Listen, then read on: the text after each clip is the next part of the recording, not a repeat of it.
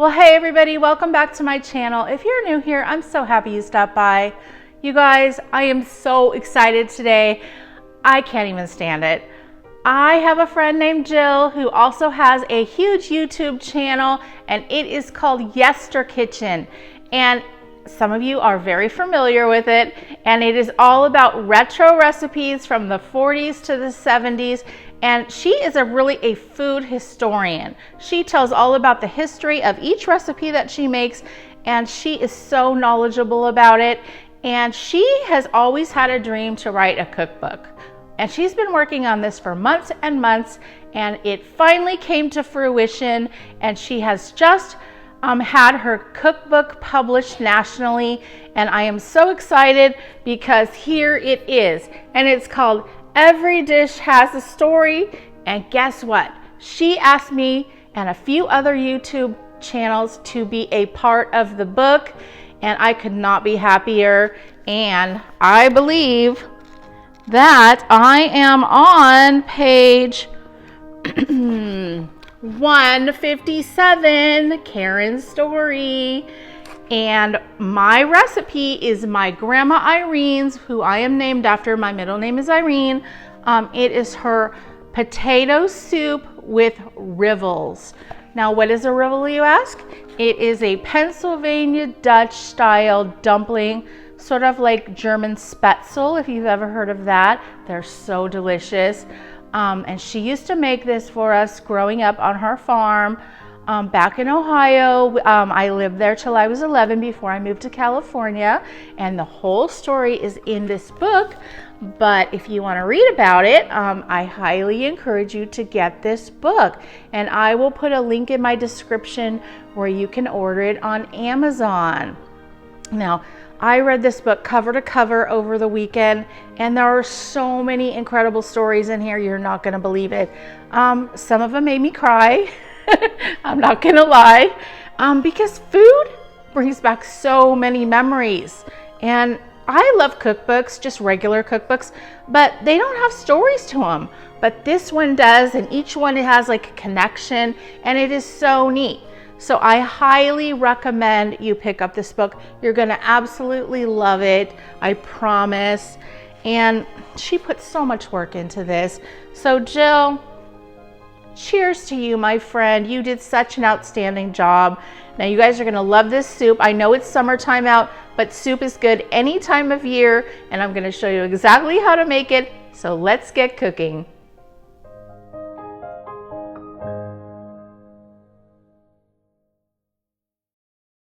For our recipe, you're gonna need 8 medium potatoes. However, Chris went to the store and got large ones, so I'm only using 6 today. And we're also gonna need 1 stalk of celery, and that's gonna equal about 1/4 cup. We're gonna need 2 tablespoons of butter, 1/4 cup of finely diced yellow or white onion, 1 14-ounce can of evaporated milk, 2 cups of vegetable broth, or you could use chicken broth, and salt and pepper to taste. For the Rivels, you're going to need some flour and an egg. And this is about the size that you want your diced celery to be, and as well as your chopped onion. And then this is what the size of your potatoes should look like.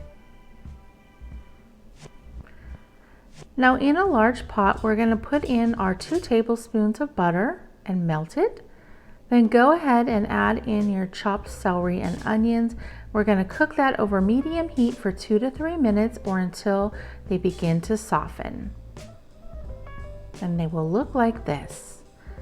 Then go ahead and add in your diced potatoes and pour in your 2 cups of vegetable or chicken stock. Now we're going to go ahead and cover that with the lid, and we're going to cook that for 15 to 20 minutes. Now meanwhile, in a medium bowl, we're going to add in our extra large or large egg. And I'm just going to add in 1/4 teaspoon of salt, and we're going to just whisk that together with a fork.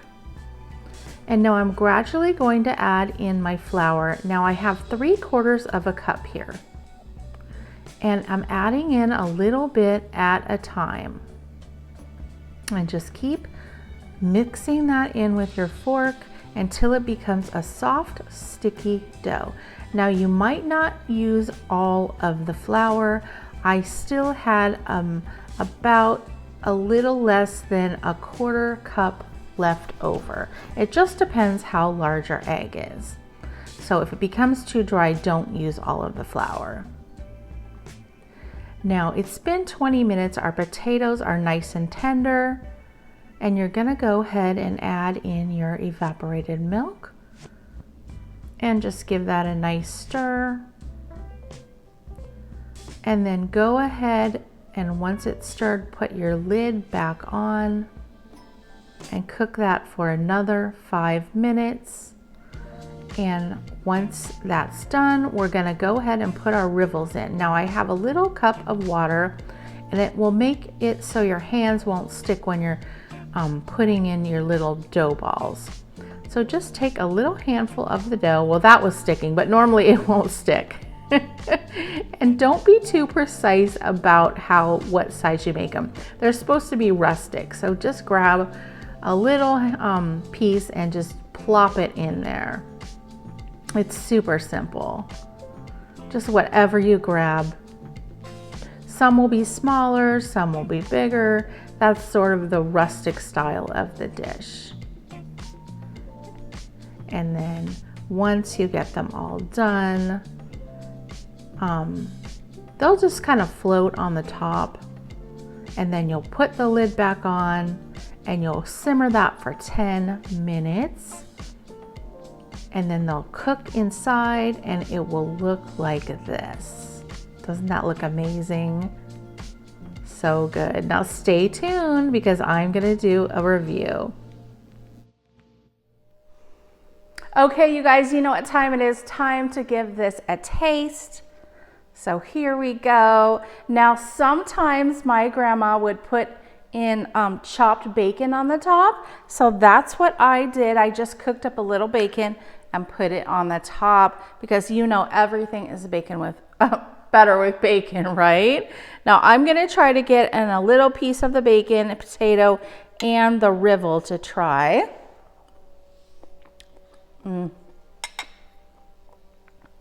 It's so good, you guys. And it just like transports me back to my grandma's kitchen. It has such a rich taste for the simple ingredients that is in it. And it's really true. A recipe can bring back so many memories. Now, my grandma, Irene, she lived to be 93 years old. And for many, many years, she was known as Grandma Green because my son Luke, when he was 2 years old, he could not pronounce Irene. So he could only say Green, Grandma Green. So he's 35 now, but ever since then, until the day she died, she was known by our whole family as Grandma Green. So I thought that was really cute. And she was always so active. She lived out many of her years in Florida, right on the beach. So she used to walk miles and miles on the beach, and we used to go seashell hunting, and she was just such a sweet lady. So I hope you guys are gonna give this recipe a try. I know you're gonna love it. It has so much flavor and it's so easy to make. And I wanted to tell you as well, the next day when she would have leftovers, a lot of times she would add cut up smoked sausage to the soup to kind of make it a little bit heartier. So that is another idea that you can do with this soup.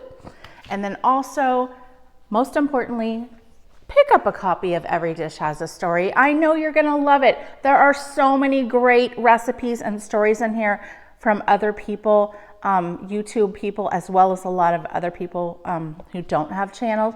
Jill worked so hard on this book, and I know you're gonna love it. And I will put a link to her Amazon site in my description box. So don't forget to hit that thumbs up. If you haven't subscribed yet, just hit that little red button down below, and we'll see you on the next episode. Bye, everybody.